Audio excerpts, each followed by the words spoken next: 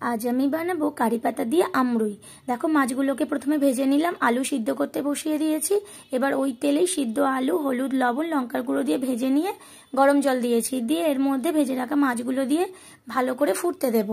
এবার ফুটে উঠলে আর একটা বাটির মধ্যে সবগুলোকে নামিয়ে নিয়েছি। এবার নামিয়ে নিয়ে ওই কড়াই গরম বসিয়ে ওর মধ্যে একটু তেল আর এখানে পেঁয়াজ কুচি, লঙ্কা কুচি আর একটু কারি পাতা নিয়ে নিয়েছি। এবার ওই তেলের মধ্যেই আমি গোটা জিরে, গোটা সর্ষে একটু ভাজা করে পেঁয়াজগুলোকে দিয়ে দিলাম। এবার পেঁয়াজ ভাজা হয়ে এলে আমি কারি পাতা আর লঙ্কাগুলোকে দিয়ে আরও একটু ভাজা ভাজা করব। এবার ঝোলটাকে ওর মধ্যে ঢেলে দেব, দিয়ে আরও কিছুক্ষণ ফুটতে দেব। এরপর আমি ওই যে ম্যাঙ্গো পাল্পটা রেখেছি, কাঁচা আমের সিদ্ধ করা পাল্প, এটা ওর মধ্যে দিয়ে আরও একটু নাড়িয়ে নিয়ে কিছুক্ষণ ঢাকা চাপা দিলেই রেডি হয়ে যাবে আমার কারি পাতার আমরুই। এটা শোল মাছ দিয়েও বানাতে পারো। দেখো আমি সার্ভ করে দিয়েছি।